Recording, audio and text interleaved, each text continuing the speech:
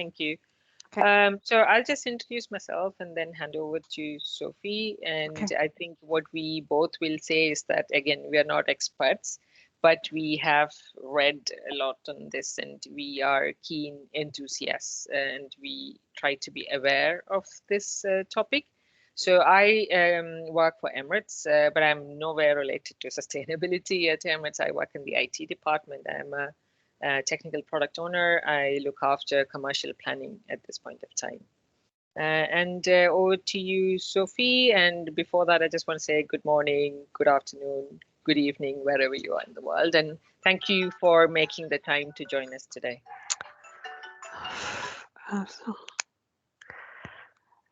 Sorry about that. So I'm Sophie Crusoe. I work on taxes. I'm not a sustainability expert. I'm interested in the subject. And so I see myself more as a mediator or an organizer than a natural expert that's going to bring you information that you can use. I think that's the role of our group. It's the collective intelligence of all of us. And I'm really, really happy to see that Karen Miller is with us.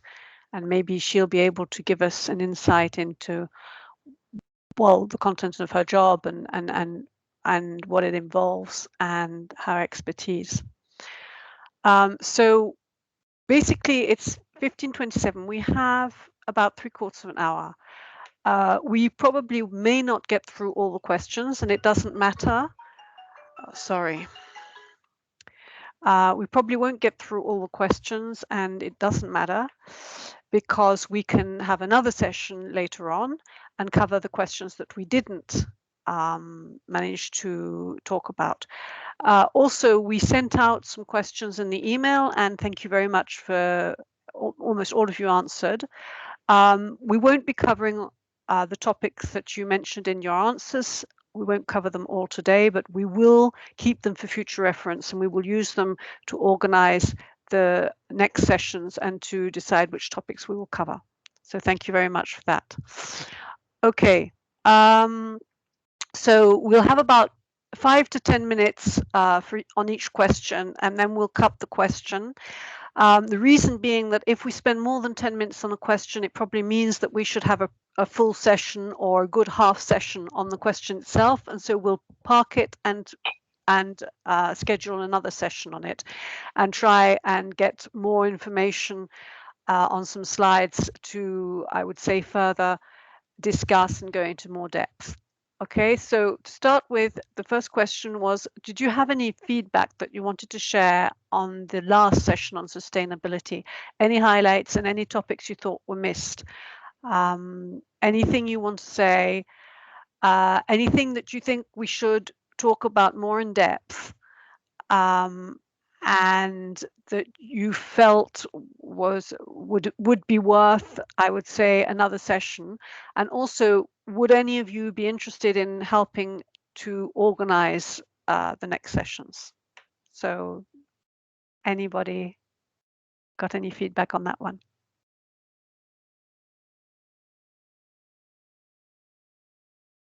So I'll stop presenting at this point of time so that we can see the people in the call.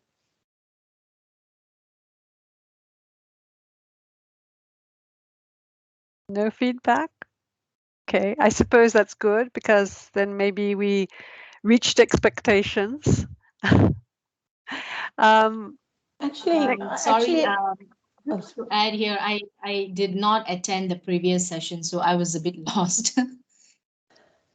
Okay. I actually had something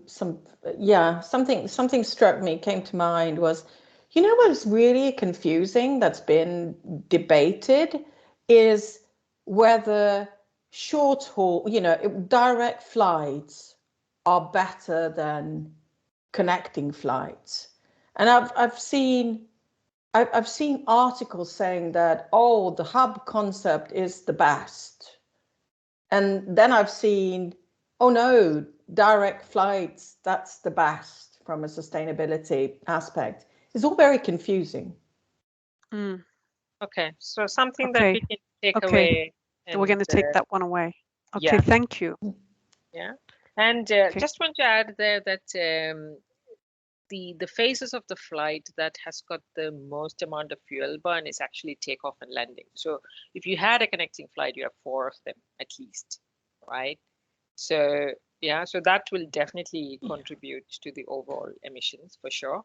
But let us do some more reading and then get back to you on that. Yeah, but I think that if you, it all depends what you take into account. If you take the whole infrastructure of the airport, that's where the hub might be more sustainable than having lots of small airports jotted around everywhere. That would definitely take some researching and some discussion, I think. Yeah, but it's something that we'll take on and try and look into and see if we can put in another session. Thank you, Anna. I know the Okay, thanks. Finnair website allows you to calculate emissions even on connecting flights. So I'll have a look at that as well and see what they are showing when it's direct versus when it's connecting as well as one of the examples. Jonas, you raised your hand. Yes, I actually have a question. I'm not too sure if it has been answered in the previous sessions or whatever, but I really didn't get a direct answer to if sustainability, we talk about sustainability and things. Since I'm from a finance background, do you think that sustainability can drive financial value?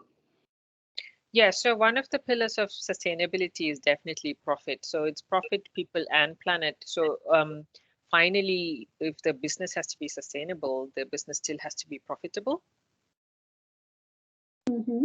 Okay.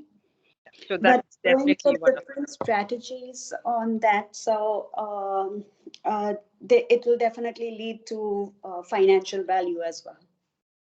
yes. What has to be ensured that the business still makes a profit and is able to return that to its shareholders. Yeah, but I think that it's a more complex question than just saying yes. Because yeah, it might be a driver for change, and with the change, change always brings innovation, and innovation will always be a driver on which innovation will be will be successful and which won't.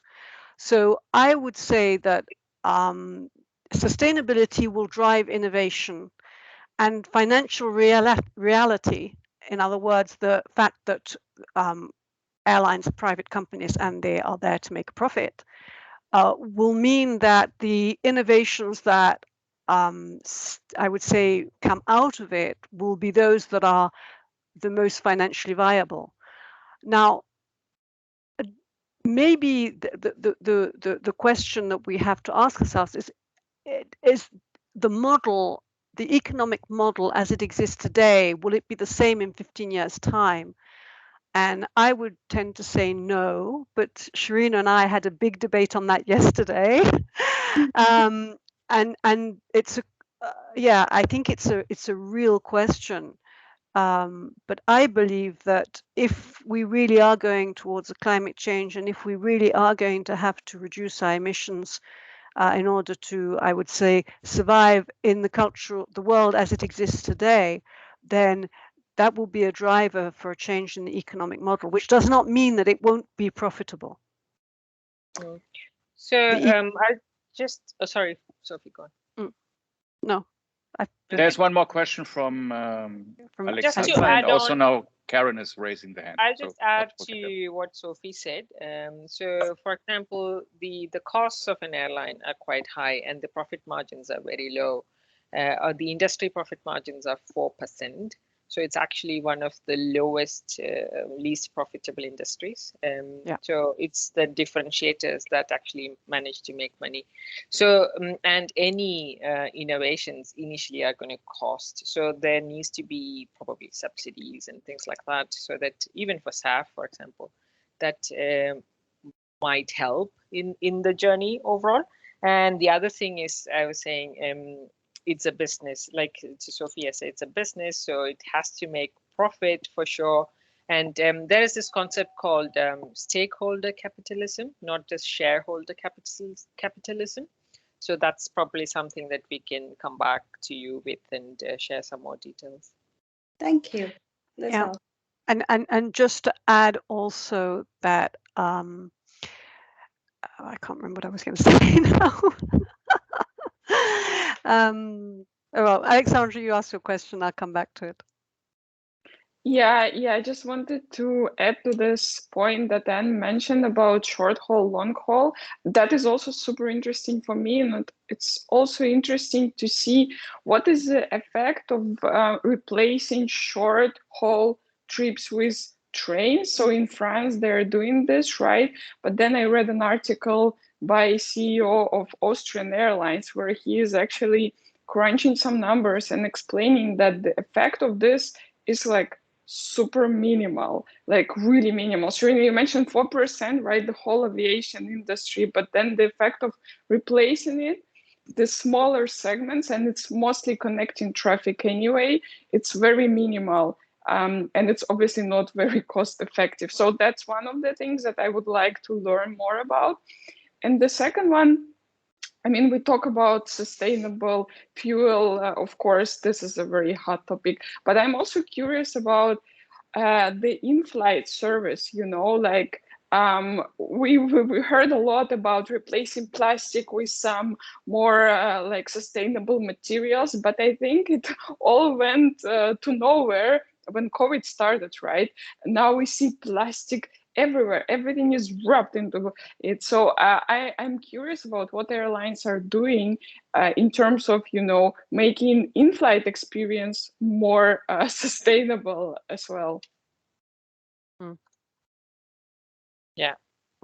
By the way, I read a very interesting article today that also technology and computer systems are also contributing 4% to the overall CO2 emissions in the world.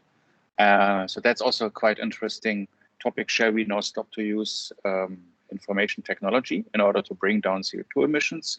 Or can we do other actions that still making use of the technology, but still work on sustainability?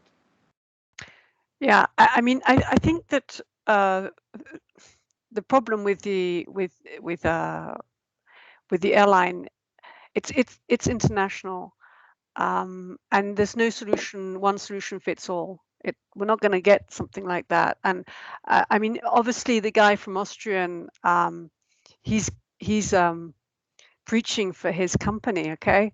But in a country like France, where you have a good rail system, it's obvious that you don't have to build any new infrastructure. The trains exist. It's obvious that having intermodality and using the transport that exists, it's better.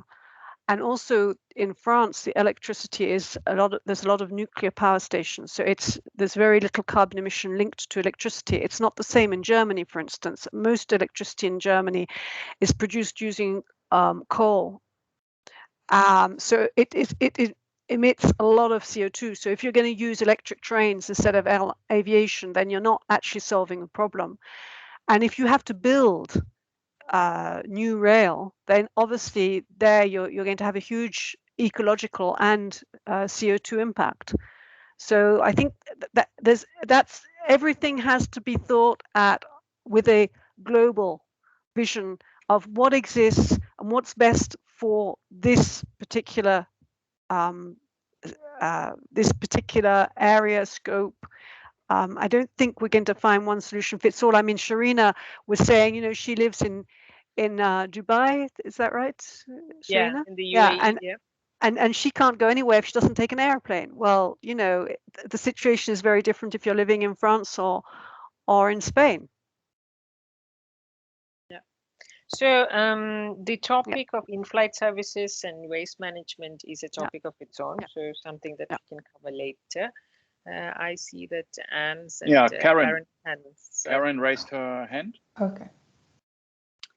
Yeah, I was just going to add a little bit on the innovation piece where talking about the finance, the cost of sustainability right now and how different, we've seen over the different industrial revolutions, how, innovation happens as a result. And so 3 of the things I was thinking about is 1, optimization using technology. Daniel, you kind of hit on that a little bit. We'll see more coming from different types of software, different ways of using software to optimize, the operations.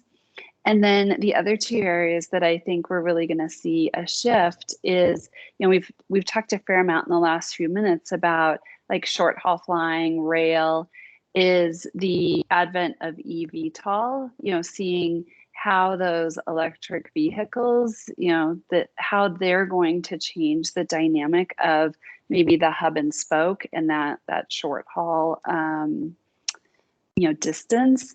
And then the third thing is the engine itself.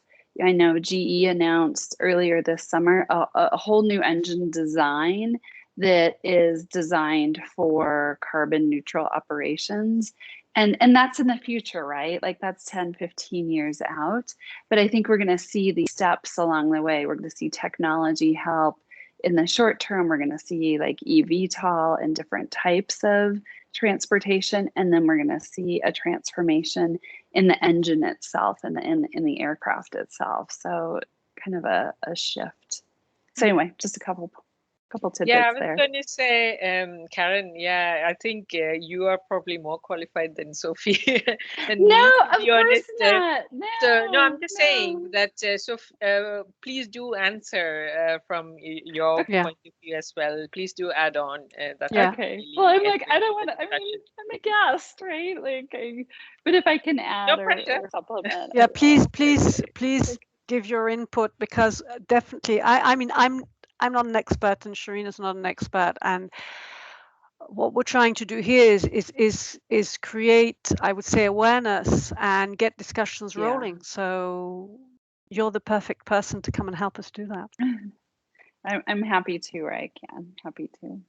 And you raised your hand. Yes, I wanted to come back to what we said, what you said earlier about the airlines being there for profit and being privately owned. I mean, that's kind of not true in many cases. If we look at Europe, I think that we have way too many airlines. We have this notion of having an airline per country, which is, in my book, quite ridiculous. I hope Mladenka is not on this call, but should Montenegro have its airline? Should there be a Croatian airline? I mean, and then coming back to the pandemic, that's really interesting in that aspect, because with the pandemic, it turned out that nobody was anybody's friend, and each country was protecting itself and its vaccinations and its transportation and what have you, and really showed a great deal of vulnerability. But from a sustainable perspective, should we really have that many airlines in Europe? And that's actually a topic on its own, I guess. If I could say, there is a background to all of this. So, yes. like even the freedom rights that airlines have is based on agreements between countries. So exactly. It is a country-to-country agreement, and every country has got its national carrier. Most countries have. So I think you will continue to probably see that, like airlines in some cases being propped up. So I think that's the background on why that is. Yes, of course it is, but it's you have to agree with me that it's, and now with these subsidies, right, that we've been seeing from governments in Europe subsidizing its airlines with enormous sums of money, then obviously the airline is government funded or funded by the taxpayers' money. I mean, SAS in Scandinavia is funded by taxpayer money and TAP in Portugal, to just give a couple of examples. So they're not really, I mean, we should, it's a pretty interesting topic, isn't it? It would come back to national security / interest / so it would be in that area. So it is bigger than just being a business sometimes. But on the other hand, I'm reading more and more that governments are now forcing also airlines, if they get taxpayer money, to also invest into sustainability technology. So I was hearing this from Austria, which is good. France, and Germany. It's a topic.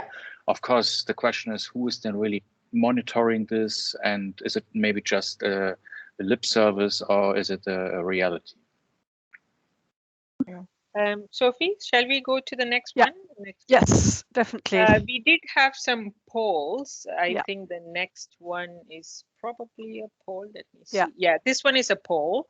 So we'll just open it up to slido.com. So if you want to take your mobile, you can use the QR code, or you can go to slido.com and you can participate in this particular poll. This poll was already before, right? You can choose several answers. Yeah, you can okay, because I answered that, but not in the slide. I just answered directly in the LinkedIn. So so if you like, use your phone and read it as a QR code. It reads that. You can go straight in, or you can do it from your desktop or from your mobile website. Very well. Thank you. Everybody's voting for all the topics. 100% on everything. That's what I don't understand. Okay, 100. How can it be 100 and 100? What sort of percentages total is 100? Okay, now it changed, no? Yeah. Okay, because multiple answers are possible. Yeah, okay. Probably that's the reason. Now it's adjusting, no? Yes. So more people are voting for waste management and staff. I'm amazed about our technology quantum leap we are using here in Ladies Beyond Flying. It's amazing. Perfect. So I see that only 3 people have answered so far, and we have how many on the call, Daniel? We had 12, I believe. Okay. Maybe because it's on record. That's maybe the issue. No, this is anonymous, right? The poll is, I mean. So if more of you want to give topics of interest, and basically the session that we had before was a general session. So it gave you a background, and I call it a Sustainability in Aviation 101.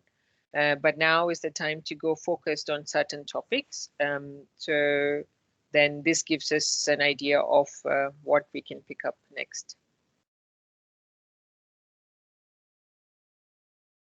So some people have said other, and if there is an other, like if you want to voice it, sorry, that Slido doesn't give that option to say. That was me. That was me, because my topic is again technology.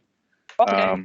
Because I think just looking on the, let's say, flight-related sustainability aspects is short-sighted, because it's the organization, it's the people commuting to the headquarter, and also the technology in use on the ground is all adding to the carbon footprint of the airline. So it doesn't make sense to have a brand new, nice aircraft, and then you use technology from the 60s, 70s, 80s, which is requiring more energy, and is also requiring more, let's say, sustainable actions in order to keep it maintained. So that's why technology is my topic. Okay. And I think that's also in line with Karen, from my dear friends from GE Aviation. At this point of time, we have 6 respondents, and SAF and waste management are tied. Is anybody having any difficulty with the Slido? No, I already did answer. Yeah. For me, no. Yes, for me, because I'm just actually doing connecting from my mobile, and I was trying to find the option how to vote. And even on clicking on it, I was not able to, but I vote for SAP. Okay. Okay.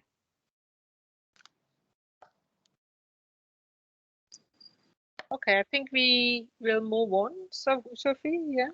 Okay, so result is SAF waste management, and then coarse and carbon offsetting, and other being so technology. I think Okay. other just got another vote, maybe because it went to 33%. So, did anybody else say other than Daniel? I did, because I'm also interested in the technology part. Very good, Fatima. Wow. Very good. Okay. Okay. Great. Okay. Good. Okay. If you didn't get a chance to vote on the Slido and you do want to vote, you can send an email to me and Sharina, and we'll include your votes. And we'll go to the next slide. I think I should be able to keep the poll open, but I'm not sure whether when I exit, whether it will close automatically, but I'll see whether I can keep it open for a few days. Okay. Yeah. Okay, so sustainability pillars include people, so social well-being, and profit, economic viability, and we touched on that earlier in this session. Do you have any feedback or thoughts or questions on these 2 points in relation to the airline industry?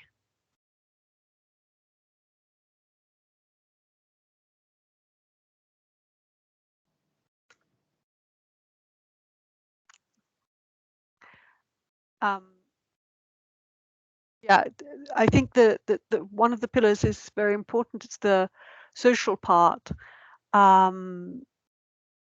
Yes, sustainability, but not at all costs. And I think what comes in there is, you know, do we feel that low-cost carriers are something that are sustainable? Is outsourcing and subcontracting, as it's being done today in airlines, is that something that we should consider as being potentially not sustainable or generating more emissions? Is it a topic or is it not a topic at all, and it's just an economic problem? Those are the two sort of ideas I had on that one. If I could add on, one of the points that Noreen had raised some time ago in one of the Clubhouse sessions was that regional American carriers and the way that the pilots are rostered, is it conducive to their personal lives and health sometimes, you know? So that is a social element of sorts, yeah? So that's one thing, one example.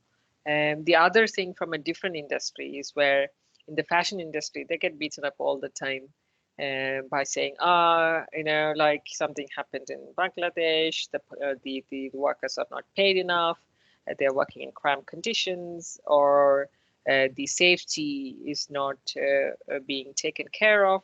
So the other industries are being held accountable for what they're doing, even in their supply chain. So that is also something for us also to think about in the airline industry.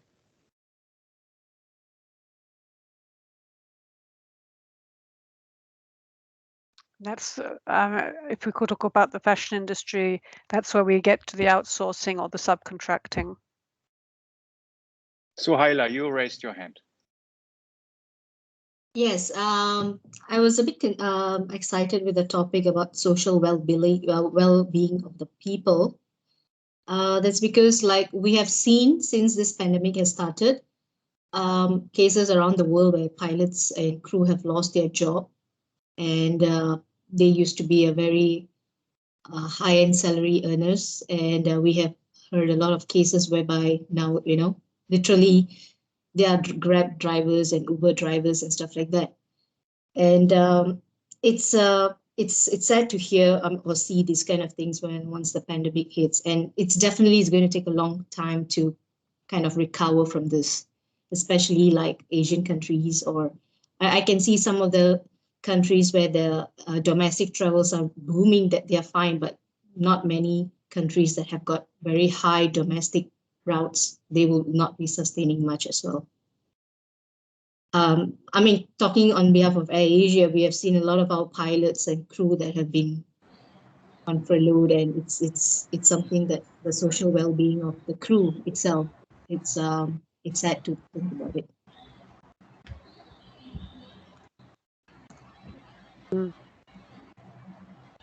Okay, so I take it from the lack of response that this is not something that you have an interest in discussing.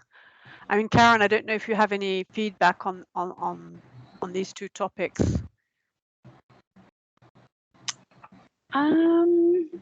Not right. I don't have a lot of depth on that particular space. I think I'll pass on that for right now. Okay, perfect. Another thing I would like to add on for something for us to think about, even like we are saying crew, even the rest of the employees are also part of the social part. So even investing in learning and development will also come into this, something for us to think about. Just wanted to add that. Okay. Let me present again, but we go to the next question. Yeah, so this is again, we are doing a poll here. So it is about sustainability, innovations and ideas. The SAF comes from me. It was a test. So we wanted to make sure that the poll was working. So you just, you again, use the code, or you type slido.com. I think I'll also try to answer. Yeah. And then just it's going to be a cloud of words. So you just put the words that you feel would be the innovations, ideas to keep an eye on. Okay.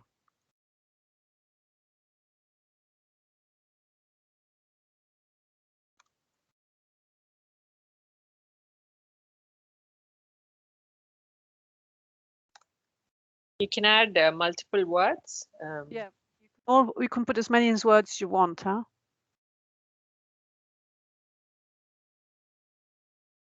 So I'm also participating.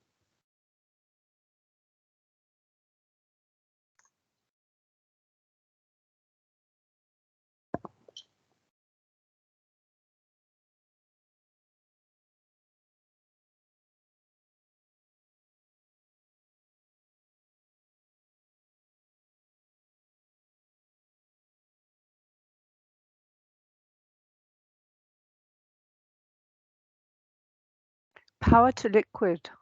I said that. So what's that? That's where solar energy is used to kind of, I think, separate the air, and then you generate, I think, hydrogen out of it or something like that. I need to read up a little bit more on that. Yeah. So yeah. I went to see an experimental plant actually a month ago, and they use solar energy to so they use they separate the air and they turn the air into liquid, and that stores the energy from the solar energy, because one of the problems is how do we store the solar energy to be able to use it when we need it, which might not be when there's a lot of sun. And so it's very interesting. Yeah, okay, I get that one. That's interesting. And there's apparently a lot of experiments going on that. Yeah, I also like the idea of direct carbon capture, but though at this point of time it sounds like kind of a fairy tale to say that I can directly capture the carbon and then store it. And I saw that there was something that was I think there was a project that went live recently. But if you look up the numbers, and I'm like, is it viable? Like for the money that was spent? Does it really work? So basically, it's about capturing carbon from the air, pumping it underground, and turning it into rocks. And it's supposed to work. So, so those kind of things are really interesting to see. There's I don't know if you watch the Australian channel. I can't remember what it's called, and they say it's sort of satirical, and there's a very, very nasty satirical session on carbon capture. I'll send the link after the session. Yeah, it's funny, and it actually gives you quite a lot of information.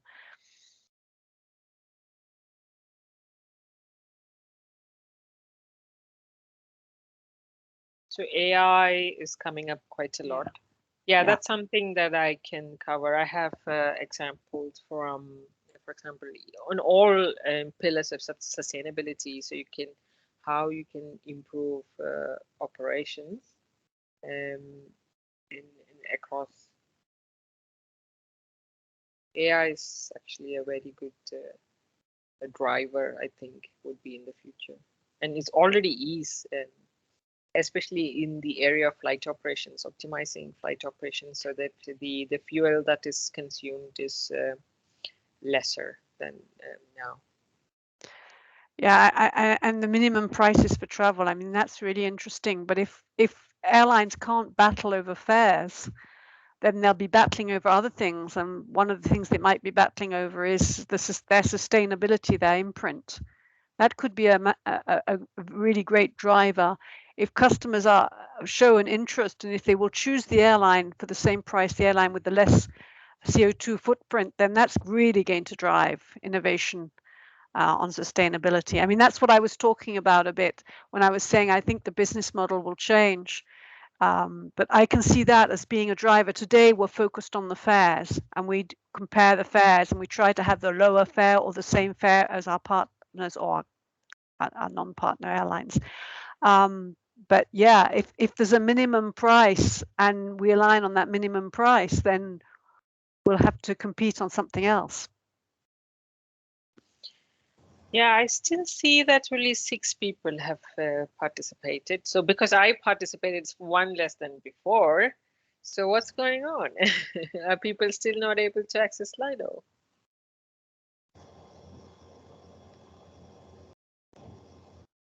While we get answers, I was just wondering, like our organization, we spend a lot of time thinking about different areas or identifying ways of really working through this. So one of the initiatives was Corsia, and the other was how can we kind of correlate the use of technology, like Daniel was mentioning, the use of technology to do route optimization, fuel optimization, and aircraft optimization all together to then solve the bigger problem. I think once we start tracking that and getting closer to solving that, a lot of airline will also get the benefit of like the return on investment, the amount of investment we spend towards achieving sustainability. A lot of that can be achieved by doing like an optimization of the 3 together.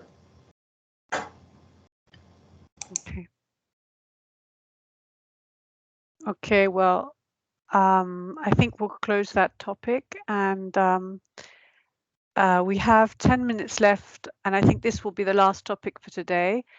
In your opinion, is the airline industry communicating enough about its sustainability initiatives? And we all know that airlines are they are doing things to improve their sustainability and to improve their carbon imprint. But is it communicated enough, and how could it be improved? And we touched on it in last session, and there were some interesting ideas that came up. So I'd love to discuss that again now.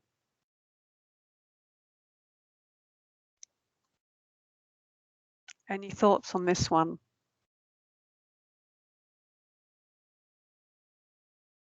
So one example probably I could share straight away is that the IATA website. I see Aditi has her hand up. Maybe we should go to Aditi first. Hold on. Yeah.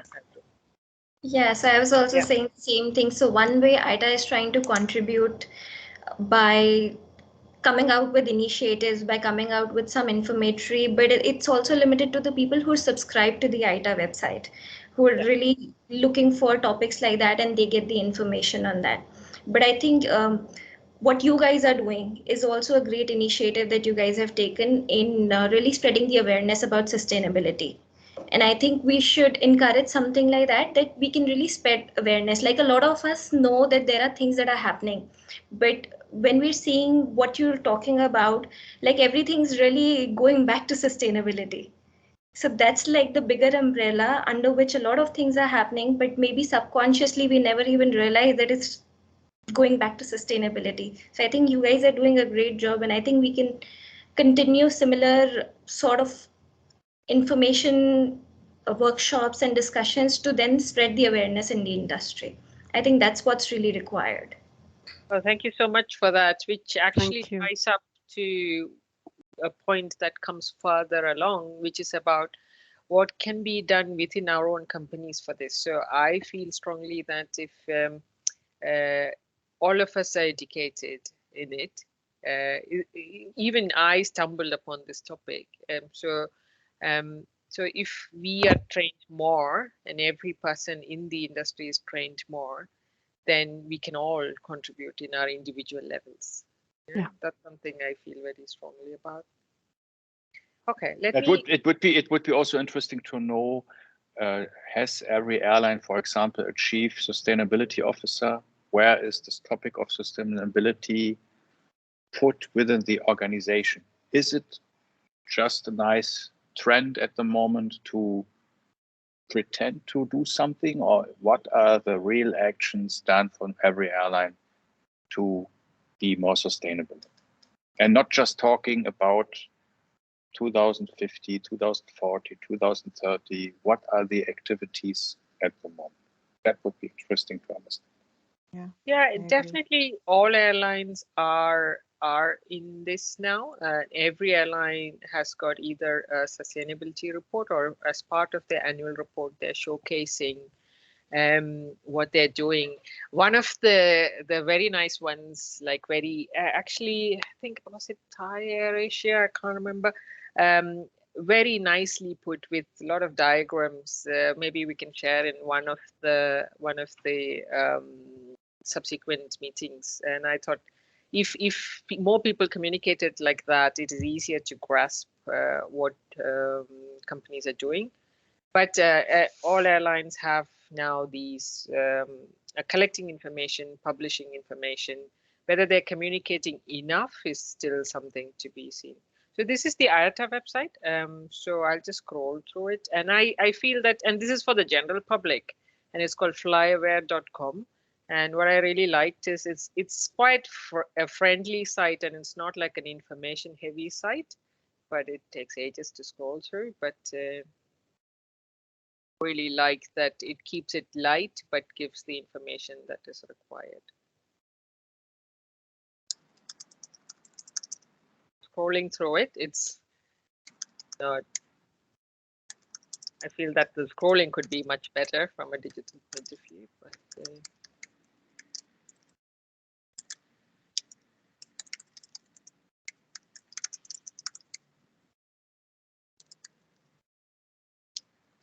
and is there any study that we could, for example, or any report about what each company airline is doing or not?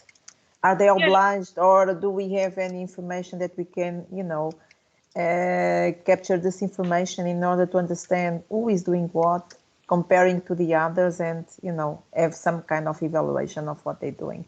I think this would push them to force them, or, to do more. Because if they would know in which ranking they would be, this could be also interesting. There is there are some ratings as well. I think Standard & Poor in the US, and another as well, which I can't recall at the top of my head. But there are ratings that are publicly given. But the problem is, I don't know how many people are aware of it outside of business, where the other angle is to invest in a company. Now there is a move towards what is known as ESG. So basically the environmental angles or the sustainability angles of a company are checked before the investors actually invest in that company. Okay, so great. for a company that is publicly held, then that becomes very critical to convince investors. So in that angle, so there are ratings of companies on the ESG scale. If you look, Yeah, okay, this is very important. Yeah, especially that. for the as you said, the public-owned ones, the government-owned, because we know people know that they are, you know, how do I say, people are paying for them, so the contributors, and this is something that is very important for us to understand. Why are you paying for this company to survive if they are not taking the right actions in order to be compliant with sustainability options for carbon reduction and things like this? So I think this is important that people are aware of that. Aditi, you raised your hand. Yeah, I was just wondering around the same lines what Fatima is saying, that probably we could have one of the sessions wherein you could showcase what the other airlines are doing, and maybe we could correlate it with other industries. That will also give an idea, like we were talking about sharing information. So that could also give an idea or sharing best practices that we do about, say, when we talk about technology or processes, we're discussing those information because that's important and critical for the industry. So something like this is also very critical for the industry. Maybe certain airlines or certain countries are not looking at it from that perspective. So when we share that information, that what others are doing, probably it will also give ideas to people who are not doing, or airlines who are not following something like that, that this options also exists. So probably that will also be nice if we can look at it and maybe then educate more people around the opportunities available. Yeah, I can tell you that all airlines are definitely looking at it, but whether they are communicating about it is the main thing. And obviously, in certain markets, it comes out more, like in Europe as well as, for example, Singapore. They're very vocal about this, and you can see it in the Changi Airport Sustainability Report or in Singapore Airlines Sustainability Report. Very, very strong reports with a lot of examples. So I just wanted to quickly take you through this as well. So this is what IATA has put together that people can do. So try to fly net zero, and then talking about offsetting and giving more details on that. Tell people to pack lighter, because we all are guilty of that, trying to pack as much as possible because we don't know what we want, right, when we get there. Then travel sustainability. So there is a move towards sustainable tourism, for example, and for businesses, because they have to show their own sustainability reports about, I think what in the short term, they will have to offset the carbon from business travel to show sustainability or help sustainability, because there is no other way at the moment. So these are some of the examples from the what individuals could do. And if we, sorry, this starts again, I have to go to the bottom. But that's again an interesting topic. And I was in one of the Clubhouse sessions with an airline representative where passengers can do this voluntarily. They can voluntarily offset, but the airline, on one hand, claiming sustainability, was not putting a mandatory CO2 emission price tag on every ticket. And I think that's something that would be interesting to see. Is this just an European topic from certain countries, or are all countries in Europe? Is it an American topic? Is it a global topic? And is really every passenger really willing to pay more in order to save the planet? Or is it more important to have the cheapest fare? And is this maybe just a marketing topic? So open for debate. I think for some people, the money matters. Like for some things, even you and I might go to the cheapest place, no matter what it is about, right? It is possible that there are price-conscious travelers, but I think when you spread more awareness, there would be a willingness from passengers to pay that premium. So that's why awareness is also important. So now that we know like what that money is going to be used for, like you would give for charity, for examples, right? Part of your travel. I'm sure more and more people would be willing. At the moment, the uptake on even the offsetting as an ancillary is very, very low. So even if airlines are offering, how much passengers are using it is very low from a statistics point of view. So those are statistics that we can share. I'll also show you, for example, Finnair. This is what I was saying. Finnair has got an emissions calculator. And if you put from and to, this includes, I think, if it is a connection as well. And based on the type of aircrafts, it shows you what is the distance and therefore what is the CO2 emissions per Now person. you can simply go to Google Flights. So in Google Flights, you see always the CO2 emissions you emit with that flight you select. Yeah, Skyscanner has started doing that. But this one in Finnair, then basically, once you know this, you can also purchase the offsetting for it from Finnair, from KLM, many of the airlines. Just want to show quickly this as well. This is more from what the industry, I was saying, what is the industry doing? We have more advanced planes over the years.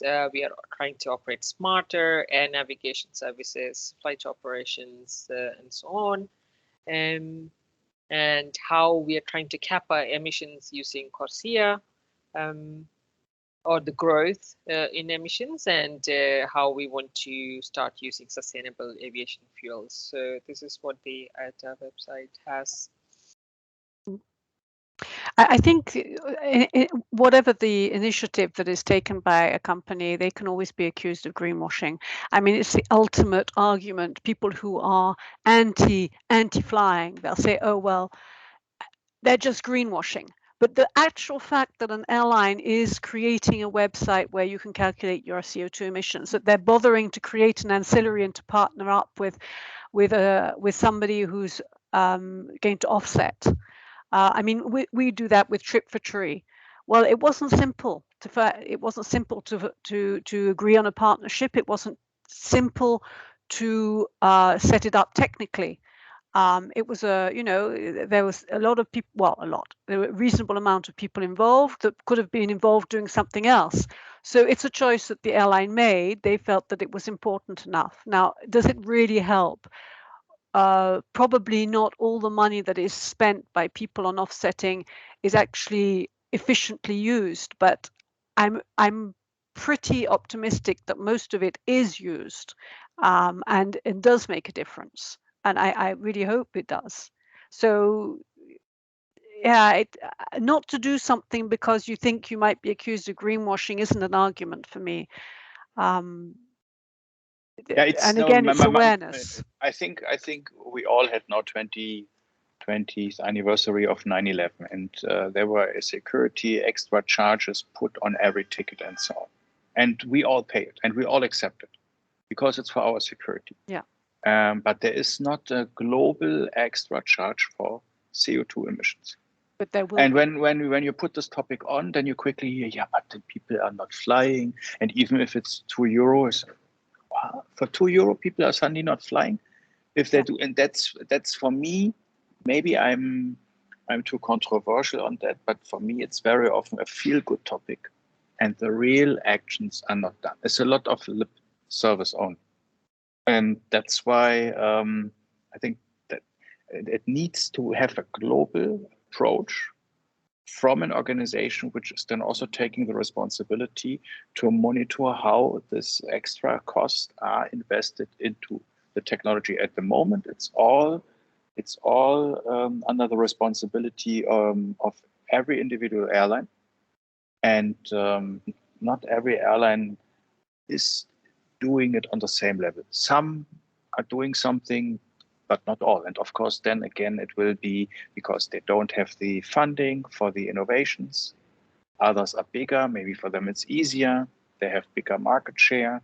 Because at the end, again, if it's not the must, it's an you can. If it's not the must, then people will go the least obstacle and will take the cheapest flight and not with the extra cost. But Danielle, okay, after 9/11, now everybody has a security charge, which isn't quite true. There isn't a security charge everywhere, and the security charge has a different level depending on the airport, depending on a lot of stuff. And so it's individually fixed, and it was imposed a lot by the airports. But after 9/11, there wasn't a security charge immediately, and there was a lot of debate about that security charge. And I remember that those debates, and exactly that, people are not going to fly, they're not going to accept to pay more, etc. But in the end, it was something that had to be done because somebody had to pay for the extra security. And I think the carbon, there is now a debate on a carbon charge, and some countries like Portugal have started. They've put it, it's very controversial. There's a lot of lobbying against it, but they have set up a carbon charge. So they're one of the first. There will be others. And I believe in 5 years from now, it'll be a general accepted thing that there is a carbon charge. And maybe it will be a country level, maybe it'll be an area level, maybe I don't know how it will be set up, but I don't believe it will be internationally enforced. But it's possible that, for instance, the European Union says, okay, we're going to have a carbon charge that's going to correspond to a percentage of the ticket fare or a percentage of the mileage or whatever, or just a fixed amount per ticket. And it's also possible that each country does it individually. But I strongly believe that that is something that will happen in the future. There will be carbon charges on airline tickets, like there will be carbon charges on other things. We already have charges. They're talking about charges on petrol. Huh? I am conscious that we have run out of time. I just want to add 2 points there. One about taxes, like Sophie said, is that ICAO and ATA do not actively endorse taxation because to encourage flying and keep prices low. So that is one of the background. That's why CORSIA is being endorsed more, to say that, look, if there is a growth, let's offset it rather than trying to tax it. Yeah, so that's one. Second, offsetting itself, like in the general market, offsetting has got a little bit of a bad name because there is so much junk credits in the carbon market, and God only knows what's happening when money is invested. But what, again, the airline industry is trying to do, and CORSIA will focus on what are approved by certain organizations or auditing organizations and so on. So that the money that is spent is ensured that it actually goes to a quality course. Good. So then we are almost at the end of the session, or do we sum it up? Yeah, I think from a questions or topic perspective, I think we wanted to see what people wanted their own companies to do, and also share some best practices from their companies as they are aware. But I don't think we will have time for this. And like I would like people who have dropped off as well to be later part of those discussions. So I guess now is a good time to wrap up and see whether there is anything else that the people have joined in person today have to add. I think we can also maybe within the Interested Sustainability WhatsApp group check whether we do another session.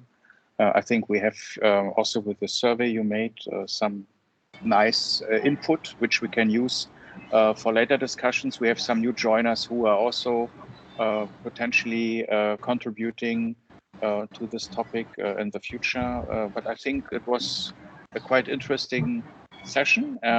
Maybe sometimes also controversial, but I think that's exactly how we are evolving in the top. Exactly how we are evolving in this topic altogether. Yeah. I think we should end now, and I'd like to thank everybody for participating. I personally really have to go. what I suggest is that Shireen and I will review beginning of October the material that's come out of this one. I think there's several topics that people have obviously shown that they'd like to discuss, and see whether we have another Q&D or if we try and dive into a given subject. Okay? I think it might be a good time now to dive into an actual subject so that we have more discussion, detailed discussion around that. And I also suggest that maybe during the upcoming 15th Aviation Women panel, you give a short summary, maybe 5 minutes, what has been discussed, what are maybe the focus topics within this topic. And then we can maybe schedule either an in-between session, we do it in Clubhouse, or we schedule something for later. I have to tell you, we have already a topic for November. So we are having Huma, the chairwoman from Alvia Airways, who wants to talk about how to create an airline. So maybe the sustainability topic is also the one which can be touched upon this topic on, that will be on 9th November, but the next Aviation Women panel is October 5th. And I hope you are all joining that and also contribute in a very lively discussion. Until there, please stay healthy and safe. And if you know a smart, positive, upbeat, and enthusiastic aviation woman, kindly share the word about Ladies Beyond Flying. Would be great to have your colleagues amongst us in the future. We are at the moment 496. So the next milestone is to reach the 500 member. And so have a great day and stay healthy and safe. Bye-bye. Thanks, everybody. Thank you, Okay, Daniel. bye. Bye-bye. Have a good day. Thank you. Bye. Thank you. Bye.